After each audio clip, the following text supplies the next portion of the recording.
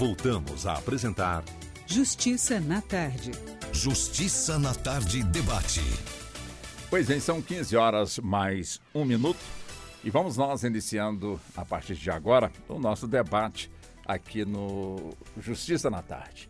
E o debate de hoje está relacionado com a pessoa que está inadimplente, principalmente empresas, enfim. A inadimplência alcança tanto a pessoa física como também alcança a pessoa, tanto física como também enfim, a pessoa jurídica. Então é nesse sentido que nós vamos, a partir de agora, estar conversando, entrevistando, buscando ter mais conhecimento com as nossas convidadas, como também com o nosso convidado, com os quais, a partir de agora, eu passo a cumprimentá-los. Doutora Larissa Muniz. Doutora Larissa, ela integra a comissão, a Comissão de Direito Sistêmico da Ordem dos Advogados do Brasil, a seccional aqui da nossa capital federal. A doutora Larissa também é especialista no direito empresarial. Doutora Larissa, seja bem-vinda. Obrigado por aceitar mais uma vez aqui o nosso convite. É sempre um grande prazer, Walter. Primeiramente, boa tarde. Boa tarde aos meus colegas também que estão aqui comigo. Será uma honra compartilhar desse momento com vocês. Muito obrigado, senhora. Deixa eu também cumprimentar a doutora Manuela Delgado de Almeida, ela que é especialista no direito previdenciário, né? Doutora Manuela, também seja muito bem-vinda. Muito boa tarde para a senhora. Boa tarde, Walter. Boa tarde, colegas. Também estou muito feliz de estar aqui hoje. Vamos discutir esse tema aí bem relevante. Muito obrigado pela gentileza. Doutora Carla Bezerra, também advogada, especializada também no direito previdenciário. Também seja, mais uma vez, muito bem-vinda. Senhora, como a doutora Larissa, a doutora Manuela, também seja muito bem-vinda aqui ao nosso debate, doutora Carla. Obrigada pelo convite, Walter. Uma boa tarde para nossos colegas que estão aqui, né? Ampliando essa discussão. Para quem está nos vendo, para quem está nos escutando também, vamos acompanhar, porque a Previdência tem sido a área do direito de maior ascensão no Brasil. Então, como o Walter falou, tanto as pessoas físicas como as representantes das pessoas jurídicas, às vezes têm essas dúvidas em relação às dívidas, né? E aí nós vamos discutir hoje. Isso. Doutor Vinícius Belos de Araújo, também advogado especializado na área trabalhista. Também seja muito bem-vindo. Muito boa tarde para o senhor. Boa tarde, Walter. Cumprimento também os demais advogados que estão aqui conosco, os telespectadores, e possamos ter um debate caloroso e que a gente possa solucionar da melhor forma essa questão, contribuindo com esse debate. Muito obrigado. Pois bem, nós abrimos aqui o nosso debate dentro do Justiça na Tarde, caso me permitam, portanto, apenas para agradecer e, acima de tudo, mostrar nossa solidariedade à nossa produtora aqui do nosso Justiça na Tarde, Ana Possati, e a sua família, o nosso pesar, portanto, pelo passamento do seu pai, o seu Antônio Campos, né, ocorrido neste último fim de semana. A Ana, toda a força, toda a nossa solidariedade e, claro, acima de tudo, todo o nosso pensamento e, claro, pensamento em orações para que, de alguma forma, possa lhe ajudar aí a superar este momento que é tão difícil na vida de todos nós. Mas estamos juntos. E vamos então, portanto, nesse nosso debate, que é, acima de tudo, muito importante, não é? Essa questão, portanto, de quem realmente deve aí à Previdência Social. Ou seja, quem deve à Previdência tem que pagar, né, doutora Larissa? Agora, e quando não paga, e mesmo a pessoa tendo, de alguma forma, recurso, de alguma maneira, a nossa legislação, ela de alguma maneira, ela consegue ou chega até esses recursos para que a Previdência não fique no prejuízo? Boa tarde, né, Walter? Na verdade, Walter, quando a gente fala de pagamento de previdências envolvendo empresas, a empresa ela tem que recolher esses fundos para o pagamento dos seus funcionários e caso ela não recolha, ele pode inclusive fazer uma rescisão indireta do seu contrato de trabalho ou, em caso de uma ação trabalhista, há inclusive a possibilidade de aplicação de multa por essa não contribuição. Então, ele vai sofrer, o empresário ele sofre essas penalidades. Mas tem empresa que, às vezes, ela fecha, né? E desaparece e, de certa forma, deixa a conta lá e alguém, de alguma maneira, está no prejuízo. Não só a Previdência, como também os empregados que não tiveram recolhimento, portanto, aí da parcela da empresa, como também a dela. Quer dizer, foi recolhida, mas não foi encaminhada. E aí, doutora Larissa? Então, em processos de falência da empresa, a gente faz um rol dos credores. E no caso dos processos trabalhistas, que são os funcionários, eles são ali os primeiros a serem pagos. Então, a gente começa pelos bens. Se houver uma confusão patrimonial da empresa, a gente pode, inclusive, recorrer à pessoa física envolvida naquela sociedade, naquela empresa. Então, assim, é um processo demorado? É dificultoso? Mas quando a empresa decreta falência, ou no caso extremo que você está me falando, né? Os processos trabalhistas ele têm natureza falimentar. Então, os funcionários, eles estão ali no rol dos primeiros credores, né? Então, assim, é difícil conseguir, no caso, se ele sumir com todos os bens. Então, assim, é um processo muito longo, né? Para a gente conseguir ali chegar, de fato, na pessoa física. Fazer essa disfunção, tirar da pessoa jurídica e para a pessoa física. Isso, assim, no decorrer, sabe, do processo. Mas no caso Intela, que a gente veio discutir aqui, inclusive aproveitando os nossos colegas previdenciaristas também, houve, no caso, uma ação que foi julgada agora, recentemente, e permitiram que fosse descontado de uma sócia de uma empresa 5% da sua previdência. No caso, era a previdência da sócia. Então, ela fazia o recolhimento, ela tinha lá a sua previdência e para o pagamento de uma ação trabalhista foi permitido que recolhesse esses 5% da previdência dela a título de pagamento dessa ação trabalhista. Essa previdência seria uma espécie de... A previdência social da sócia. Quer dizer, ela já era aposentada. Isso, o recolhimento dela. Da aposentadoria? Do recolhimento dela. E aí, por isso que veio aqui para englobar então todo mundo. Vamos aprofundar nesse assunto aí. Doutora Manuela, conta para nós, é possível? Quer dizer, é possível, tanto que o STJ, portanto, determinou. Quer dizer, no caso, abre um precedente, é inusitada essa decisão do Superior Tribunal de Justiça. Conta para nós. Olha, eu até... Esse tema, quando me chamaram, eu comecei a relembrar os meus estudos de direito, porque eu sou originalmente engenheira. E quando eu fui estudar direito, eu falei, eu vou achar uma fórmula de interpretação e vou resolver tudo, né? Vou ser a melhor advogada do mundo. E aí a gente vai estudar realmente o direito e a gente percebe que ele é uma ciência social que vai se desenvolvendo ao longo do período. Então, as normas, a forma de interpretar as normas, ela vai alterando conforme a mudança social. E eu entendo que essa é uma mudança que pode ser usada como exemplo para descaracterizar a minha intenção inicial de conseguir uma fórmula de interpretação, né? Porque a sociedade vai mudando e a gente tem que mudar. Então, o que aconteceu? A gente tinha o Código de Processo Civil de 1973 e o que ele previa? Ele previa, olha...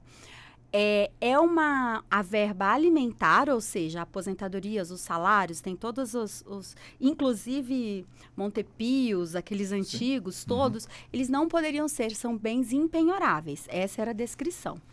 Mas, em 2015, com a alteração do Código de Processo Civil, abre-se uma exceção no parágrafo 2º que fala, olha...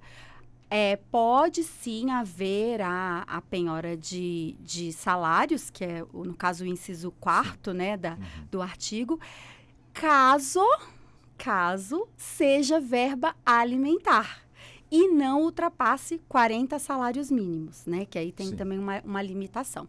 E aí a gente tem o quê? O que o trabalhista, né, o que o advogado trabalhista pensa na hora? Um bacenjude, né, ele vai fazer, que bacenjude até antigo, né, agora é cisbajude, né, quando ele vai fazer uma penhora desses valores, né, ele fala, vou penhorar, e a defesa poderia dizer, olha, esse valor é da minha aposentadoria, e esse valor vocês não podem penhorar porque é verba alimentar. Mas agora aconteceu uma evolução nessa interpretação, que é o quê? Não, a pessoa, o credor, né, o credor trabalhista, vai até o INSS e penhora lá o bem, a aposentadoria, o benefício de aposentadoria. Então, a pessoa ela já recebe no banco já descontado esse valor, entendeu? E qual é o pensamento que eu fui refletir sobre o assunto, qual que é o pensamento que se desenvolveu aí socialmente na mudança da interpretação? Ora, é uma verba alimentar também a pessoa. Vamos imaginar os cenários. Agora eu vou imaginar um cenário. Uma empregada doméstica, a empregadora é uma aposentada que recebe um benefício bom, e aí, neste momento, ela deixa de pagar os direitos trabalhistas. É muito senso, né? O senso comum fala, é justo que ela tenha penhorado o valor da sua aposentadoria, né? Para poder pagar esse benefício. Agora, vamos para um outro lado. A gente tem uma empresa pequena, né? Uma pessoa que abre uma empresa bem pequenininha, começa ali, contrata uma pessoa e ela vem e ela quebra. E vamos pensar que o benefício dessa pessoa seja de um salário mínimo. Ela, inclusive, tentou uma nova atividade econômica porque para complementar a renda. Neste caso, seria equivalente fazer também a mesma penhora? Então, novamente, é uma norma, é uma nova interpretação da norma, mas ela sempre requer uma avaliação social e particular do caso concreto. Acho que é bem mais interessante. Deixa eu buscar também já eu chego no senhor, viu, doutor Vinícius, na área trabalhista. Deixa eu buscar com a doutora Carla. Doutora Carla, quer dizer, uma decisão realmente que não deixa de ser inusitada, que chama realmente a atenção, ou seja, a pessoa, a sua fonte de renda, portanto, é ali a sua aposentadoria. E claro, está devendo uma verba, como foi dito aqui, né? Está devendo e então vai se buscar junto ao INSS ali na fonte, buscar, claro, a justiça tem que decidir a parte que a justiça decidiu, os 5%, 10%, 30%, portanto, aí dos seus vencimentos ali, dos seus benefícios, vamos colocar assim. Quer dizer, como é que a senhora avalia, portanto, essa decisão, já que a doutora Manuela pontuou, que eu achei muito interessante, que é uma evolução do direito, né? Sim, era impenhorável, houve um novo estudo, né, mediante Sim. o novo Código de Processo Civil, mas para mim é uma análise um pouco maior, porque quando a gente pensa na previdência social, a gente só consegue enxergar o brasileiro médio a aposentadoria como finalidade. Sim. Mas tem todo um histórico prévio, desde o financiamento em si até o efetivo pagamento de um benefício. Então, quando eu penso no financiamento da Previdência, eu passo pelos empregadores, eu passo pelo empregado, eu passo pelas próprias instituições, né, pela empresa em si. Então, eu preciso entender que para o financiamento da Previdência Social funcionar como um todo, esse maquinário precisa estar em perfeitas condições para que ele sobreviva. Então, quando eu falo que uma pessoa ou uma empresa tem determinada dívida previdenciária, ela não fez aquele pagamento da previdência de alguém, eu estou trabalhando também negativamente com o financiamento desse sistema. Então, pois bem, com a modernidade, então, há a possibilidade de bloqueio da penhora? Sim. E qual a minha ótica, né, sobre isso? Porque, a despeito de eu ser advogado previdenciarista, eu tenho clientes tanto como empregador como empregado. Sim. Então, quando eu penso nessa possibilidade de penhora de um benefício previdenciário, primeiro eu preciso pensar aqui no valor da aposentadoria dessa pessoa. Porque uma coisa é eu bloquear 5% de alguém que está no teto com mais de R$7.000, e outra coisa é eu pensar no bloqueio de 5% de quem já está na margem mínima do salário mínimo. Então, existe a possibilidade de bloqueio? Sim, existe. Existe tese firmada nos tribunais superiores? Não existe. Então, isso precisa de uma análise tanto do próprio judiciário quanto do primeiro juiz da ação, que é o advogado, de trazer desde ali do bojo, do início da ação, um cálculo realista para saber se a gente consegue sim nutrir a previdência com o pagamento da dívida previdenciária sem tirar a viabilidade da dignidade da sobrevivência da pessoa humana de quem está pagando. Então, para mim não é absurdo a penhora da aposentadoria, ainda que ela tenha origem alimentar. Por quê? Porque a Previdência, pensado como um todo, quando ela recoloca no mercado, mediante o próprio pagamento da Previdência, também está fazendo com que ela retorne como contraprestação de natureza alimentar. Então, o ponto a ser analisado para mim, né, na minha ótica, no meu melhor direito, é essa análise de quem é que eu estou analisando para fazer a penhora, para saber se essa porcentagem de X% pode ser aplicada ali ou não. Então, a gente faz um censo e um contrassenso para chegar num valor médio para que a gente consiga tanto satisfazer a dívida previdenciária, né, como não tirar a dignidade da pessoa humana em relação à sua sobrevivência. Doutor Vinícius, e para o senhor, como é que o senhor avalia aí essa discussão no campo trabalhista? Trabalhista, boa tarde. Boa tarde. No campo trabalhista, a gente tem que ter também muito cuidado com essa questão da dignidade da pessoa humana, que já é um princípio muito caro ali no direito, na própria Constituição, no direito constitucional. A gente vê ali no artigo 5º isso sendo um princípio norte de todos os outros princípios para que a gente efetive direitos fundamentais, né?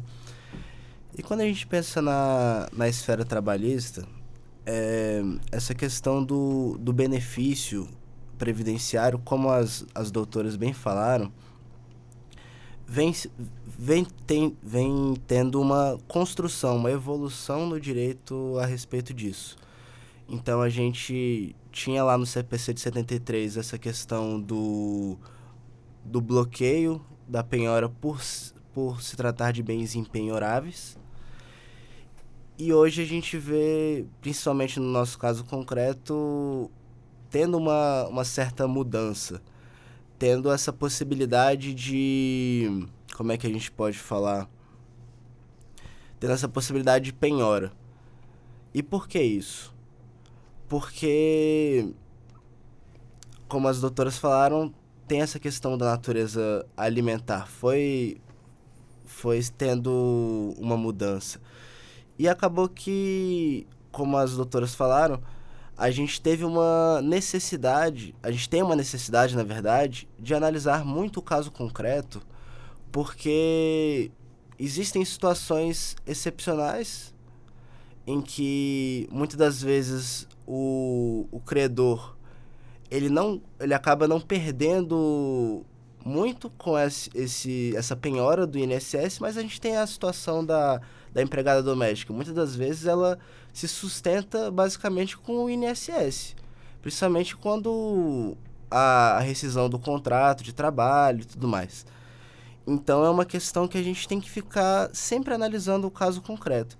Inclusive, apesar da gente ter tido essa decisão da quinta turma do TRT, o próprio Tribunal Superior do Trabalho, ele vem tendo um entendimento de que essa penhora, ela vem sendo aceita até 30%, né? 30% a 40% dos salários mínimos. O que não é o que vem sendo aplicado cotidianamente, pelo menos no TST, quando o recurso chega lá. Agora, no TRT, nos TRTs em geral pelo Brasil, a gente ainda não tem uma tese firmada. Inclusive, estava tendo uma discussão do TRT, principalmente da segunda região, né, para firmar uma tese sobre a qual essa penhora seria aceita ou não, relacionada a proventos de aposentadoria. Perfeito. Deixa eu voltar com a doutora Larissa. Doutora Larissa, quer dizer, essa questão do desconto, ou pelo menos de buscar o percentual junto ali ao benefício da pessoa, só atende, no caso, aí, a quem está inadimplente com a Previdência ou qualquer outro tipo de dívida? Pode-se buscar esse valor no benefício previdenciário? Na verdade, Walter, eu amo o direito porque tudo depende. Então, Nada é fechado assim, nada né? é Depende. fechado, depende. Então, por exemplo, fugindo um pouquinho da esfera aqui em empresa, vamos falar de empréstimo. Hoje, o funcionário público, o aposentado, ele tem justamente pelo banco conseguir recolher direto na fonte, ele consegue ali ter uma margem para fazer esses empréstimos. E o grande histórico que nós temos, tanto dos funcionários públicos ou de pessoas aposentadas, é que acaba extrapolando e eles não conseguem manter e vai virando uma bola de neve, dívida sobre dívida. E há um entendimento que você pode penhorar até 30% do salário da pessoa, que é uma natureza alimentar, né? Então, não só para dívidas da Previdência, mas dependendo do caso, outras dívidas também, pode-se até 30% do salário ou da aposentadoria do devedor. Só que a gente sempre vai analisar o caso em tela. Como que está a saúde financeira daquele devedor? Ele recebe X, mas ele está devendo 3X. Então, é aplicável a penhora? Então, a gente pode tentar uma renegociação. Então, hoje a gente está falando das pessoas do superendividamento. Enfim, abre-se um leque muito grande. Os 30%, eles não chegam somente para no caso da Previdência, não. Abre-se para outras possibilidades também. E aí vai depender do caso em tela que a gente vai estar... O inusitado é que pela primeira vez se deu essa decisão de se buscar no benefício os valores para quem estava devendo, portanto, aí para a Previdência, seria isso? Na verdade, não foi a primeira vez. É porque ele está sendo tão discutido no Brasil inteiro e ainda não há uma tese firmada. Então, por exemplo, esse aqui foi 5%, e inclusive nessa ação específica da quinta turma, a própria devedora manifestou que estava anuente, que ela queria que descontasse os 5% da previdência dela, porque para ela iria ajudá-la, uma forma dela pagar. Então, por isso que eles concordaram, eles não viram objeção ali, falaram, não, tudo bem, mantém-se a decisão da penhora dos 5% da previdência dela, né? Mas a maioria das ações, elas têm sido favoráveis e aí ela só vai, como se fala, flutuando. Essa foi 5%, outra vai ser 10%, outra vai depender do caso do devedor. Como que está a saúde financeira daquele devedor? Porque ele tem que pensar na subsistência dele. Devo, mas não é por isso que eu também vou morrer de fome, né? Então, como estão as suas despesas? Então, nos processos, a gente apresenta toda a vida financeira do nosso cliente. A gente faz tabelas para demonstrar, falar, olha, o juiz, excelência, aqui a situação financeira dele está periclitante. Ele recebe tanto, está devendo tanto. Como que a gente vai poder fazer? Às vezes vai chegar a caso que não vai ser nem 5%, 1%, 2%, enfim, vai depender. Então, não há um juízo formado sobre isso. Nesse caso, aplica-se isso. Na verdade, acho que nada no direito existe um juízo 100% formado. A gente sempre vai analisar o caso concreto. Como foi dito, né? O assunto ainda está na fase aí do debate, não é, doutora Manuela? Quer dizer, esse assunto pode chegar até a Suprema Corte ou a instância maior para esse tipo de discussão é o STJ? Eu entendo que sim, e pode chegar aos dois. Agora vai depender muito, né, de como isso vai chegar e como vai ser interpretado, né? O que acontece? Por exemplo, em relação à penhora, a palavra penhora, de forma geral, no STF, o que a gente tem? A gente tem casos em que pessoas que têm mais de um terreno rural, né, elas não podem ter o seu bem penhorado em caso de dívida, porque é considerado uma verba alimentar. Aquela terra, para ela sobreviver, é considerada uma verba alimentar, né? E aí, no caso, foi declarado, uma decisão do STF que é impenhorável neste caso.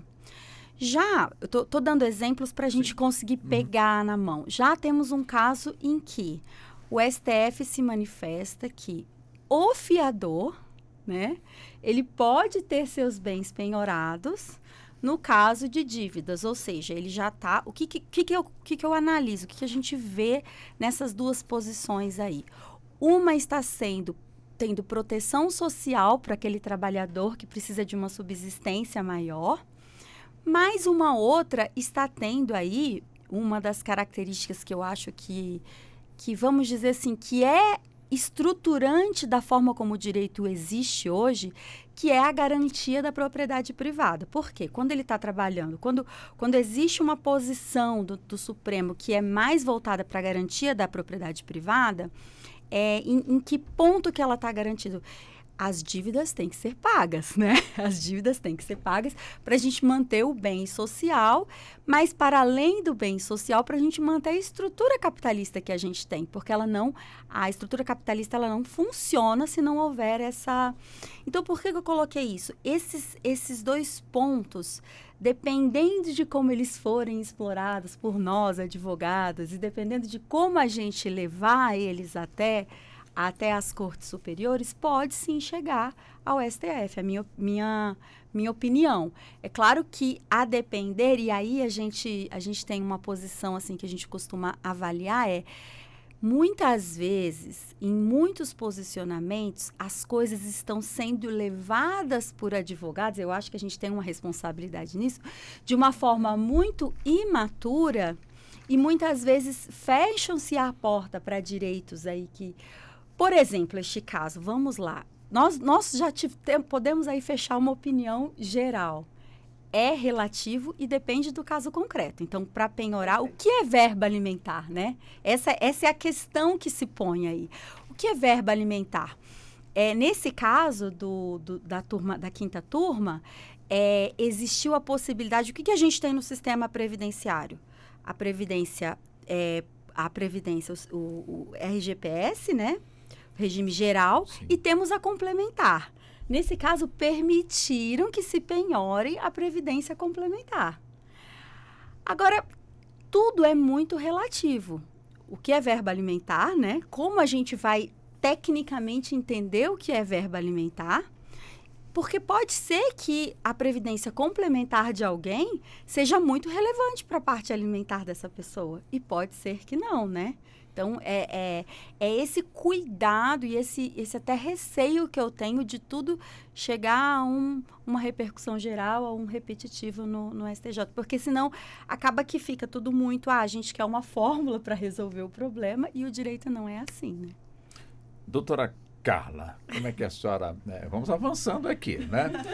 Ou seja, suponhamos que, no caso, como já foi dito aqui, uma empresa está devendo, portanto, aí a previdência. Claro que uma empresa não tem aposentadoria, portanto, para a empresa. Mas já foi dito aqui pela doutora Larissa que, no caso, aí, o CPF desse sócio de uma empresa, ele pode, portanto, aí, ser alcançado. Quer dizer, neste caso, a previdência pode realmente ali buscar, você está devendo, você não repassou, portanto, aqui para os seus funcionários, você recolheu, mas não repassou para a Previdência, então você está devendo, portanto, aqui esse valor. E hoje você está aí aposentado, no teto, então vamos aqui avançar aqui no percentual também, aqui no seu, enfim, no seu benefício. Como é que a senhora vê essa discussão também, doutora Carla? Para a gente tornar um pouco pedagógico aqui, vamos pensar aqui em dois universos, né? Vamos lá. Vamos pensar na previdência como a pessoa recebendo o seu benefício e ela sim podendo ter aquele benefício penhorado para pagamento de dívidas, inclusive trabalhistas. E vamos pensar também na pessoa devedora da previdência, né? Sim. São dois universos. Nesse caso, devedor da previdência, tem sido tão mais repensado o meio de pagamento que hoje, por exemplo, homens que cometem violência doméstica podem ser chamados pela Previdência para pagar aquele dano que ele cometeu à Previdência por ter tido que pagar o benefício para aquela mulher que estaria na atividade, contudo teve que ser afastada por benefício de incapacidade e causado, sim, algum tipo de, entre aspas, dano ao horário. Então, hoje em dia, quando a gente trabalha a temática de dívida previdenciária, a gente está falando no que eu trouxe lá atrás sobre a preocupação, inclusive, com o orçamento do financiamento.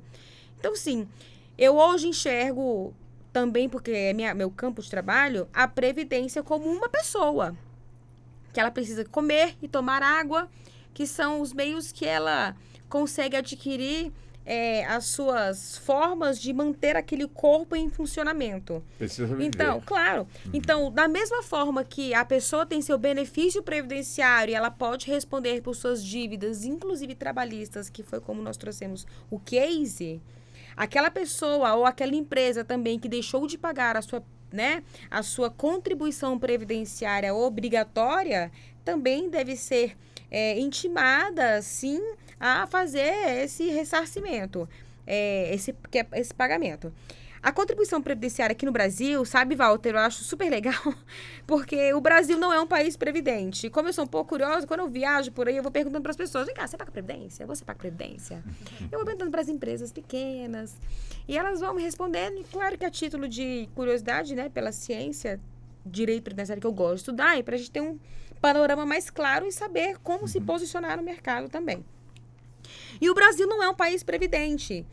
Muitas pessoas nem sabem que a previdência, por exemplo, é obrigatória. Então, é claro que, vamos supor, você é o empregado aqui da Rádio Justiça e, com toda certeza, a empresa repassa a sua contribuição previdenciária. Perfeito. Mas aí existe uma pessoa que ela vende roupas. E ela compra roupa lá em São Paulo, que a gente chama, entre aspas, de sacoleira, e traz para o Brasil para revender aqui. Essa pessoa não tem nenhum vínculo. Então, ela acredita, muitas das vezes, tá? As pessoas que são autônomas, que no direito previdenciário nós chamamos de contribuintes individuais, elas acreditam que é uma opção contribuir. Não, se eu quero aposentar, então eu vou contribuir. E aí, não é, porque a própria Constituição diz que onde há atividade com renda, causa a obrigatoriedade da contribuição previdenciária. E é pelo Brasil não ser um país previdente que a gente sabe que existem várias pessoas físicas e jurídicas devedoras de contribuição previdenciária. E quando a gente fala na empresa, sim, pensando em alcançar o bem de uma empresa, a Previdência Social, né, representada pelos procuradores, que são quem respondem em juízo pelo INSS, muitas das vezes eles podem tentar até desconsiderar a pessoa jurídica para alcançar os bens dos sócios. Porque os sócios, apesar de ter uma organização para que tenham os seus bens protegidos daquela empresa, quando a gente percebe que há má administração, pode sim ser desconsiderada essa pessoa jurídica. E aí essa pessoa jurídica ser impelida a pagar as suas dívidas previdenciárias. Então, eu, né, pensando nessa fórmula enorme que é a Previdência, a gente sabe sim que as pessoas jurídicas e as pessoas físicas, porque as pessoas físicas podem ser empregadoras, são obrigadas a pagar. E caso não pague, elas são sim impelidas a quitar essa dívida com a Previdência, né? E tem um outro motivo, um olhar muito mais social. Porque quando nós analisamos, por exemplo, o extrato previdenciário de uma pessoa que não tem muito conhecimento, né, que nós chamamos de CNIS, grosseiramente no direito previdenciário, que é o Cadastro Nacional das Informações Sociais. Quando a gente analisar e ver que a empresa não pagou muitos anos de uma pessoa, não é que ela não vai aposentar, porque nós vamos atrás de comprovar aquela atividade. Porque como a obrigação previdenciária do pagamento era do empregador, se a gente considerar e conseguir provar esse tempo, ela vai aposentar, mas demanda tempo. E às vezes demanda algo que ela não tem acesso, que é o advogado. Por isso que a Previdência Social, quando ela tem que ser paga tanto pela pessoa física ou jurídica, ela tem uma natureza muito mais social, de funcionamento. E da gente trazer para aquela pessoa a possibilidade de, no futuro, quando ela adquirir os requisitos, principalmente por idade, porque as pessoas cansam, de alcançar a sua aposentadoria. Então, não é um simples pagamento para o governo. Eu estou falando da entrega de um direito social para uma pessoa. Né? Então, por isso que sim, a gente pode atingir os bens de uma empresa. E a gente pode atingir também os bens de uma pessoa. E hoje, o modelo mais claro que eu gosto de mostrar é desses homens que cometem violência doméstica, que podem sim ter o seu bem também atingido e ser cobrado pela Previdência por ter causado esse dano. Uhum. Agora, no caso do Dr. Vinícius, quer dizer, quando o empregado está ali na sua atividade, evidentemente chega uma decisão da Justiça para um determinado desconto e com destinação, portanto, própria. Este empregado ele tem que ser chamado, avisado, ou no bojo do processo ele já passou, portanto, por essa etapa e não há essa necessidade da empresa ter este compromisso de pagar menos porque o que está sendo retirado está sendo cumprindo uma decisão judicial. Quer dizer, o empregado, de alguma forma, ele pode reclamar dessa situação ou não? O empregado ele sempre tem a oportunidade de se manifestar no processo, inclusive, principalmente quando ele faz parte daquele processo. O que a gente sempre recomenda é buscar um advogado, um especialista, para estar ali amparando aquele empregado de alguma forma.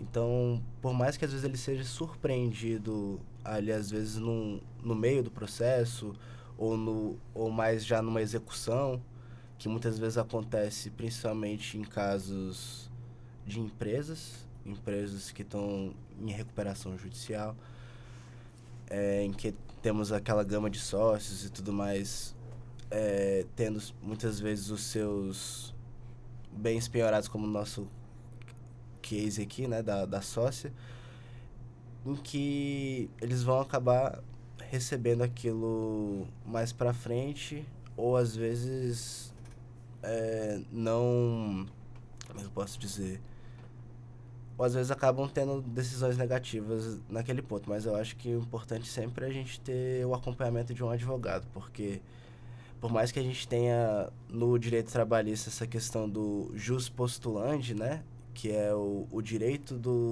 da parte atuar no processo sem a presença de advogado, em casos específicos, é sempre interessante a gente ter um advogado prestando ali uma assessoria, um auxílio para aquele empregado. Apesar de que muitas vezes a gente tem muitas vezes o empregado ele fica surpreendido, ele fala assim, não, houve aqui um desconto e o que eu faço agora? Perdi esse valor? Vou recuperar mais para frente? Como é que eu vou solucionar esse caso? Sempre é bom buscar um advogado, porque senão ele vai ficar ali desamparado, vai falar com a família, com os colegas, e às vezes, muitas vezes, ele perde aquele benefício pelo tempo, né? Entendi. Agora, doutora Larissa, claro que nós estamos aqui focando muito aqui o empregado. A senhora também especialista no direito empresarial. Bom, uma empresa que de alguma forma está nessa situação, devendo, né? E o credor, evidentemente, entra na justiça. No caso, a justiça pode também determinar um percentual na receita, portanto, dessa empresa para o abatimento, portanto, dessa dívida? Pode sim. Inclusive, Walter, normalmente a gente faz, nós chamamos de plano de pagamento. Chama-se os credores, apresenta-se os bens, os saldos, os investimentos da empresa, e aí você começa a efetuar os pagamentos, né? Então, a justiça pode sim penhorar como se diz, a receita da empresa. Não, é como se fosse da pessoa física, só que a gente está trazendo para a pessoa jurídica. A regra é a mesma. A analogia seria a mesma. Uhum. A analogia seria a mesma. Então, depende da ação, depende de como esses credores vão apresentar. E aí, sempre é 2 pesos, 2 medidas. Como que vai estar a situação dessa empresa também? Chegou numa situação que agora realmente tem que... Porque a falência é como se fosse uma decretação da morte da empresa. É o pior cenário. Sim. Podemos falar de uma recuperação judicial, que é uma pré-falência? Então, assim, tudo depende. Porque, às vezes, na recuperação, eu chamo os credores, eu faço um plano de pagamento, mas a empresa continua ativa. Eu ainda tenho possibilidade de trazer novas receitas e fazer a empresa movimentar. É tudo normal. Ou não, chegou numa situação que nem a recuperação judicial não vai adiantar. A gente já está caminhando para a falência. A falência é o pior cenário para a empresa. Eu falo que é a morte. Então, assim, o que a gente pode fazer? Eu sempre, nas minhas assessorias, eu trabalho de uma maneira preventiva. O que eu posso fazer para evitar esse cenário? Então, às vezes as empresas me procuram, principalmente na parte de solução societária, que às vezes também a gente tem a casos de dívida dentro dos próprios sócios. Enfim, então é uma gama assim, que a gente tem para a gente analisar. Mas respondendo a sua pergunta, sim, pode penhorar os rendimentos da empresa, investimento da empresa, os bens da empresa, tudo vai estar à disposição. Lógico, a gente vai analisar o caso concreto, não é Deus dará aqui, agora vai tudo, não. Então, tudo vai depender, vai fazer um plano de pagamento, vai chamar todos os credores, vai apresentar o que ela pode pagar. A intenção é manter a empresa? Então, dentro aqui, ele vai pagar de uma maneira confortável, vai continuar porque ali a gente também está falando de manutenção de empregos, de outras famílias. Sim. Então, é interessante para o Estado que aquela empresa se mantenha ativa também. Então, tudo depende. A gente vai sempre analisar o caso concreto também. Tá, a parte que foi decidida, então, X, dentro daquele percentual que a Justiça autorizou que fosse descontado. E vai só em questões de dinheiro é um tanto. Esse tanto, quem está, portanto, esperando para receber, tem que aceitar ou pode? Não, esse valor eu não quero não, que é muito pouco, pode contestar, enfim. Você já respondeu. Você é maravilhoso, Walter. Na verdade, o que acontece? Também caberia, a gente vai analisar a situação, mas caberia a hipótese de descontando, se vai manter as atividades da empresa ainda em funcionamento, os 30% também para pagamento, vai dividindo entre os credores. Lembrando que sempre os primeiros vão ser os débitos trabalhistas, porque ele tem natureza falimentar, depois vem os fornecedores, depois vem o Estado. Então, a gente vai sempre analisar o caso concreto. Vamos supor que eu vou apresentar a situação financeira da empresa. Os passivos são maiores do que os ativos da empresa. A empresa já está caminhando para uma falência, né? Uma recuperação judicial não atende. O juiz ele vai analisar a situação daquela empresa, a situação dos sócios. Porque às vezes a empresa, a pessoa jurídica não está bem, mas e a situação dos sócios? Então, dependendo do caso concreto e dependendo do tipo de contrato que foi feito entre os sócios, pode-se chegar à pessoa física, para que ele pague a dívida, principalmente dívidas trabalhistas.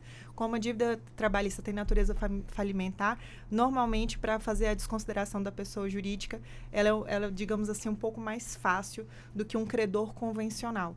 O credor convencional, a gente já teria que estar ali muito mais a parte de confusão patrimonial muito mais fundamentada. Para a dívida trabalhista, a gente já fica mais assim, não que seja de imediato, mas no desenrolar não é tão complicado quanto um credor tradicional. Agora, doutora Manuela, quer dizer, a senhora falou uma palavra mágica aí que com toda certeza preocupa muita gente, fiador. Ou seja, quer dizer, o titular não consegue pagar e de repente se busca, portanto, o fiador. Se busca o fiador quando também essa matemática, já que a senhora é engenheira e gosta muito dos cálculos, quer dizer, se busca, portanto, o fiador porque já verificou que a empresa não tem realmente a mínima condição de alguma forma, de bancar, portanto, ali aquela dívida. Então, se busca o fiador. Agora, a pessoa, para ser fiadora, não sei se existe fiador para uma empresa, mas dependendo da negociação, imagino que deva ter algum tipo de fiador. Onde é que entra realmente essa figura e quais os cuidados que ela deve ter para não ser surpreendida com o seu patrimônio de alguma forma sendo confiscado? Eu posso fazer só um adendo rápido? Por favor. Por favor, desculpa, doutora Manuela. É só porque esse assunto empresarial eu fico bastante feliz, assim, eu gosto muito. Normalmente, quando se fala de contratos, os fiadores são os próprios sócios. Só que aí os contratos já colocam ele como pessoa física. Porque para evitar essa dificuldade. Sim. Aí agora eu vou passar a bola novamente para a doutora a bola já Manuela, só fazer o gol. Só para ela continuar. É só fazer o gol. Já bem esclarecido agora, facilitou, viu, doutora? Não, realmente, para os contratos empresariais, então, assim, esse assunto foi interessante porque ele engloba uma série de coisas. Então, primeiro, fiador para empréstimos empresariais, normalmente são os próprios sócios, principalmente empréstimos bancários, Sim. né? Os sócios que normalmente, né, correm atrás de empréstimos bancários, eles são seus avalistas, né, nessas questões. quais os cuidados eu tenho que ter para ser fiador? Eu só posso ser fiador de uma dívida que eu posso pagar. É simples assim, não tem muito, né, na teoria. Sim. Porque a prática é muito complexa. Muitas vezes você vai ser fiador de um negócio que você acredita que vai dar certo, né, e pode não dar certo. Normalmente é assim que as histórias chegam até a doutora Larissa, né, doutora Larissa? Então, é muito complexo. Essa questão do fiador que eu coloquei, só para fazer um adendo, é porque eu quis mostrar que as formas como o STF já interpretou essa questão de dívida, se eu tenho que pagar ou se eu não tenho que pagar uma dívida, né? Só para pegar o gancho, então, no caso, o que o STF interpretou nessa questão?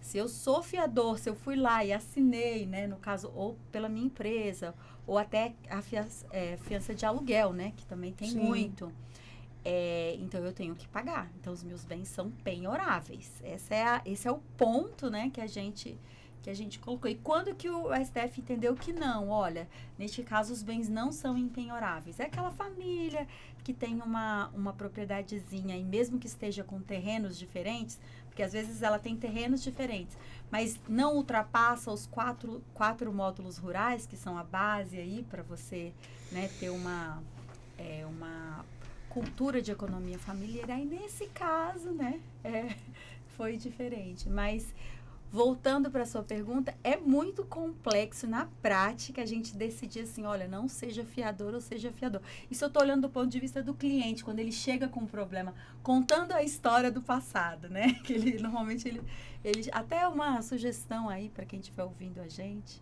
procurem os advogados de forma consultiva, né?